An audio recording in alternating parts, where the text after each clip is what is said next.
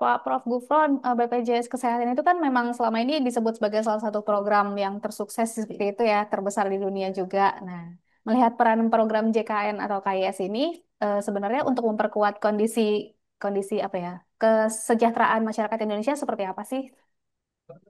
Iya, jadi UI itu telah melakukan berbagai macam penelitian dan penelitian itu luar biasa karena menunjukkan program-program JKN ya itu memberikan makna yang luar biasa termasuk pengurangan kemiskinan, Hmm. pemberian lapangan kerja. Bayangkan 23.000 lebih ya FKTP itu kerjasama dengan BPJS lebih dari 3.000. Satu rumah sakit itu bisa 500 orang itu dikalikan jadi banyak sekali, belum lagi orang yang tidak mampu ya. Dulu itu orang miskin tuh dilarang sakit, Iya. sekarang orang miskin kalau sakit dilarang bayar asal menjadi peserta BPJS gitu. Dan tentu banyak hal lagi ya, banyak hal lain yang istilahnya dampak ya. Dan BPJS ini, bayangkan ya, baru 2 hari yang lalu kami menerima kunjungan dari Nigeria, dari Kementerian Kesehatannya kunjung ke sini. Tidak hanya itu ya, dari sehari pernah 4 negara berkunjung. Ya, jadi kita dijadikan rujukan nasional begitu. BPJS ini kan berarti sudah apa pencapaian UHC terdepan juga, tercepat juga ya Pak kalau tidak salah ya. Iya, tercepat karena dalam 10 tahun ya, Betul. untuk diketahui Jerman mencapai 85% penduduknya banyak di Indonesia ya, tapi 85% saja perlu waktu 127 tahun. Hmm. Brasil itu 100 tahunan ya, Jepang 36 tahun, Korea Selatan itu paling cepat di dunia menurut Lancet itu 12 tahun. Indonesia lebih cepat daripada Korea gitu. Ya, itu dia makanya. Tetapi yang sifatnya contributory ya, artinya itu urunan berbasis pada gotong royong. Ya. Belum sampai 3 bulan ya, kira-kira bulan Mei, Harvard melakukan penelitian, subjeknya itu 200.000 orang lebih. Ah. Nanya mana sih negara yang penduduknya itu berbasis pada gotong royong, tapi bahagia sejati secara utuh gitu. Meskipun tidak kaya ya, banyak yang miskin tapi bahagia gitu. Itu Indonesia top dunia, nomor satu di dunia menurut Harvard, penelitian Harvard. Dimuat di jurnal Mental Health ya. Terkait dengan 80 tahun kemerdekaan Indonesia ini ya, Prof ya. Ya. BPJS sendiri kan sudah 11 tahun kalau tidak salah ya. Nah, apa Iya, yang ya selain pencapaian tadi, apalagi sih sesuatu yang sudah menjadi kemajuannya gitu, menjadi apa atau iya. ada lagi yang perlu diperjuangkan? Oh, banyak hal ya. Tentu satu bahwa kepesertaannya yang luar biasa. Kenapa? Itu kan program Amerika. 280 juta penduduk sudah tercover ya. 280,4 juta persisnya. Tapi Amerika saja sudah terlampaui gitu Hmm. oleh Amerika ini, oleh BPJS ya. Tidak berhenti di situ, dari sisi keuangan 11 kali berturut-turut itu BPJS sejak didirikan selalu istilahnya itu WTP atau WTM, wajar tanpa modifikasi itu. Kalau dulu tanpa pengecualian. Tidak berhenti di situ ya. Kita sekarang sudah mengembangkan rehab bagi yang mereka kesulitan iuran, bisa dicicil secara bertahap, telecollecting, antri saja bisa dari rumah bahkan, mohon maaf, dulu itu belum terlalu lama, belum 4 tahun yang lalu ya, atau sekitar 4-5 tahun yang lalu, banyak BPJS itu didiskriminasi. Tiga Hmm. hari suruh pulang. Sekarang coba ya, ya masih ada sih yang mendiskriminasi, masih ada, tapi sudah jauh berkurang, amat berkurang, begitu. Tidak berhenti di situ. Akses layanan ya dari rumah bisa tadi, dari telekonsultasi bisa, dari mobil JKN bahkan ya. Kalau Mbak Anji itu olahraga berapa step sehari, kemudian kalorinya berapa dicatat sama mobil JKN. Ya bisa di-download di ya katakanlah kalau kita dari punya HP ya itu download ya, Nah, mobile JKN bisa gitu. Oke. Pokoknya serba canggih lah ya gitu. Nah, baik. Bahkan bahkan ini yang belum tahu. Sehari lebih dari 1,9 juta pemanfaatan utilisasi karena masyarakat percaya, trustnya meningkat dan seluruh transaksi itu di capture real data oleh BPJS Kesehatan. Dan penduduknya 280 juta yang sudah take cover. Coba lihat di mana yang bisa seperti itu, gitu. Ya, itu salah satu. Saya nggak nanya ini loh ya, nggak nanya mana yang lebih murah dari asuransi kesehatan BPJS ya. Kalau Mbak Anji bisa menemukan lebih murah dari BPJS Kesehatan, Ah, BPJS Kesehatan coba kalau beli asuransi di tempat lain, usianya 70 tahun, wah nanti ya banyak bayarnya juga tinggi kalau diterima, belum tentu diterima. betul, BPJS usia 80 jadi peserta BPJS diterima, penyakitan jadi gitu. Tapi diterima. Coba. betul, betul. Nah, pandangan Prof menurut Prof kan sekarang AI dan telemedicine tuh sudah berkembang Ya, gitu ya, Prof ya. Sementara ya, ada juga gap digital. Nah, yang masih ya, lebar di Indonesia. Nah, pandangan Prof ya. mengenai ini bagaimana? Ya, memang tingkat literasi masyarakat kita masih perlu ditingkatkan. Meskipun BPJS sudah canggih, sudah pakai AI loh. Untuk Tuh. klaim itu, bahkan bayangkan, klaim itu lebih dari 1 juta klaim sehari dan harus beres. Nggak boleh BPJS bayar lebih dari 15 hari kalau tidak ada dispute klaim, tidak ada katakanlah pending klaim. 15 hari sudah beres. Nah, kalau sehari saja lebih dari 1 juta, gimana tidak pakai AI, pakai teknologi terkini, kayak gitu. Makanya kita punya berbagai macam sistem untuk mendukung itu, gitu. Jadi transformasi digitalnya luar biasa. Tidak hanya digital, tapi AI tadi, ya, termasuk juga banyak hal lain lah, gitu. Begitu, Mbak Anji. Oke, jadi termasuknya mendukung percepatan Iya, juga, Prof ya. Nah, betul. Tapi begini tadi yang ditanyakan mengenai tantangannya, masyarakat kita kan tidak semuanya tahu dan aware. Maka dan tidak semuanya tahu loh, banyak yang belum tahu.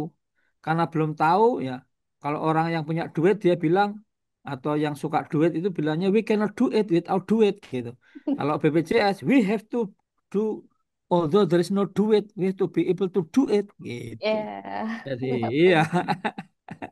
betul Dan banget. itu ada lagunya BPJS belum tahu karena mereka belum tahu. Nah, Nah, salah satunya, meskipun nggak ada uangnya, dinyanyikan ada lagunya nanti di download di eh, YouTube ya, ada. oh iya, Sekarang rumah sakit pada nyanyi, ya belum tahu apa, belum tahu kalau BPJS sudah maju, belum tahu Hmm. kalau banyak negara mau tiru. Dikira persepsinya ini masih untuk kelompok tertentu, padahal sistemnya sudah menyatu. Iya, Ya, dia nggak tahu kalau setiap rumah sakit itu ada BPJS 1 yang siap membantu kalau ada masalah yang seru itu, nggak gitu. iya, saya sepertinya Tapi pernah dengar sayangnya, juga lagu itu. iya, oh udah ya, ya oke oke bagus bagus. Keren banget itu, wow. Oke. Sangat keren gitu. Kata orang Amerika itu kalau Amerika kadang-kadang nggak bilang keren gitu.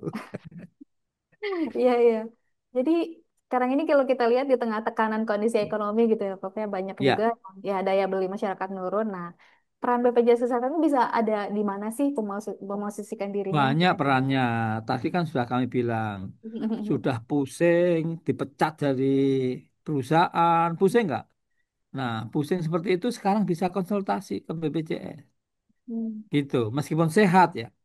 Jadi peran BPJS itu sebagai pelipur lara, sebagai pencari solusi, sebagai untuk akses sudah dipecat miskin, sakit lagi, apa enggak tambah miskin. Nah, itu BPJS membantu biar dia tidak tambah miskin kayak gitu dan lain-lain banyak hal lah gitu. Nah, kemudian Oke, nih kita bahas di masyarakat sekarang juga kan ada banyak misinformasi gitu. Misalnya, oh BPJS betul tuh sekali. iya, menurut Pak Prof itu seharusnya seperti apa sih? Seharusnya itu masyarakat tuh dengarkan dan tanya kepada BPJS, jangan Hmm. namanya hoax ya. Lah, hoax ada nih contoh, mohon maaf ya, sebuah rumah sakit karena fraud mau diputus oleh BPJS. Hmm. Nah, rumah sakit itu menghubungi konten kreator untuk apa? Dia cerita bapaknya mau meninggal gara-gara nggak bisa akses gara-gara diputus sepihak oleh BPJS Kesehatan. Kayak gitu. Waduh, semua pada nangis karena katanya di belakang bapaknya itu persis sama bapaknya itu ada sekitar 180-an orang mau meninggal, terancam meninggal gara-gara BPJS mutus sepihak. Hmm. Loh, kenyataannya diputus saja belum. Kan itu masih tahun 2023 waktu itu Desember. kita ngasih tahu untuk siap-siap besok 2024. Masa 2023 sudah bilang terancam gara-gara di stop sepihak, ya Hmm. diputus sepihak. Belum kayak gitu. Maka kami berharap pendengar dan semua yang pakai media sosial itu harus cerdas. Mana yang masuk akal, mana yang tidak. Kalau ragu-ragu, tanya kepada Duta BPJS. Bener nggak informasi seperti ini? Kalau ragu-ragu gitu ya. Kayaknya bener, oh kayaknya enggak. Dan banyak yang tidak benar, banyak hoax. Makanya kami bikinkan lagu lagi-lagi, konten viral. Isinya apa? Ya, kalau informasi itu keliru, malah viral. Setelah diperbaiki, konten yang benar malah ignore, malah tidak didengar ya, tidak viral gitu loh. Nah, itu aneh aja. Kasusnya satu, dua, udah. Padahal yang 95% lebih bagus, nggak viral ya, kayak gitu. Iya, berarti tetap harus kita harus itu ya kritis gitu ya terhadap semua informasi. Kritis dan cerdas dan bisa ditanyakan kepada BPJS. Betul. BPJS itu bisa dihubungi 08118165 bisa telepon di care center 165 bisa macam-macam gitu. Jangan Oke. ngarang sendiri, oh iya ya malah ikut nyebarin, padahal hoax, nggak bener Iya. gitu. Ya, itu salah satu langkah memerangi hoax ya, Prof. Iya, Kita juga sempat ada baca berita tentang tren asuransi kesehatan nih akan ada ya, yang swasta akan ada mengadopsi ya, copay di tahun depan nih. Nah, menurut Prof itu ya. Tapi kan apakah nggak ada? jadi, belum Oh belum iya, berlaku. belum berlaku ya. Tapi Karena iya, kenapa? Loh, kok co-payment yang dimaksud itu cost sharing. oh Jadi iya, 10%. Ya, akhirnya juga mungkin dianggap masyarakatnya belum siap atau apa. Tapi yang jelas ditunda berlakunya. Dan baik. itu bukan untuk BPJS loh ya. Iya, BPJS iya, iya. mikir, baru mikir ya. Itu untuk swasta gitu. Kayak asuransi swasta. Oke, baik. Kita bicara tentang langkah ke depan aja nih. Ada Ya, plan ya. BPJS ke depannya akan melakukan langkah terobosan baru seperti apa lagi nih kira-kira, Pak? oh banyak ya. Contoh pamannya dengan AI ya. Jadi nanti kalau Mbak Anji pakai BPJS mau periksa ke rumah sakit ya, kita itu sudah mengembangkan yang disebut dengan Frista. Hmm. Frista itu face ya, recognition itu. Jadi Mbak Anji mohon maaf kalau ke rumah sakit atau ke klinik mukanya dibawa jangan diletakkan di rumah. Nah, nanti perawatnya pada lari gitu ya, takut gitu ya. Kalau bawa muka ke situ dibaca sama Hmm. Frista itu readernya, oh bener Mbak, Anji adalah peserta dari BPJS. Oke, silakan lancar kayak gitu. Iya, Hmm. kan kita udah piloting itu, Oh, udah berarti piloting face dan selesai. recognition. Ya. Iya, face recognition, ya, gitu. Tapi tidak hanya itu, banyak hal lain lagi gitu. Nanti saya takut kalau saya jelasin sampai subuh. Oke, baik. Secara dari diri Bapak sendiri, apa dalam memimpin BPJS Kesehatan ini, apalagi sih yang Ya, harus diperjuangkan dengan tadi yang usaha? harus diperjuangkan itu terutama adalah pemahaman dan pengertian terhadap BPJS. Hmm. BPJS itu dianggap di bawah sebuah kementerian, bukan. Kita Hmm. langsung di bawah presiden, gitu. Terus dianggap uangnya itu dari mana gitu. Ya, padahal ini uangnya peserta. Ya, Dan BPJS itu bukan berorientasi profit, tapi nggak boleh defisit gitu. baik. Nah, ini banyak yang tidak dipahamin ya. Dan beberapa daerah kalau sudah USC itu dikira sudah cukup gitu ya. Padahal tidak begitu ya. BPJS itu hanya dari sisi demand side, supply side-nya, dokternya, Hmm. vaskesnya segala macam itu. Oke, Belum gitu. baik. Dari semua pihak ternyata ya harus Iya. diperjuangkan. Dan semua kita mohon dukungan dari berbagai kementerian, lembaga, pemerintah daerah, masyarakat kayak gitu. Nah, Hmm. memang ada satu instruksi presiden ya, Inpres nomor 2, nomor 1 bahkan tahun 2022. Nomornya itu 1. Artinya tahun 2022 pertama kali dibikin Inpresnya itu adalah tentang optimalisasi program JKN.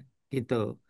Itu intinya bahwa seluruh kementerian lembaga ada 30-an itu untuk kerjasama dengan BPJS gitu.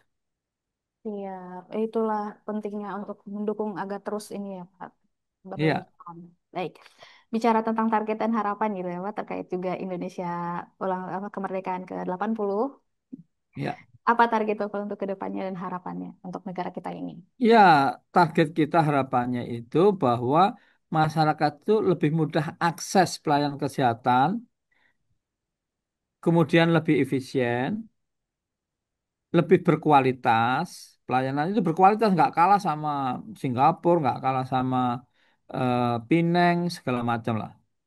Dan itu mudah menurut saya. Lalu juga pemerataan keadilan gitu. Hmm. Nah, untuk itu kami berharap ke depan masyarakat Indonesia itu semakin sehat gitu.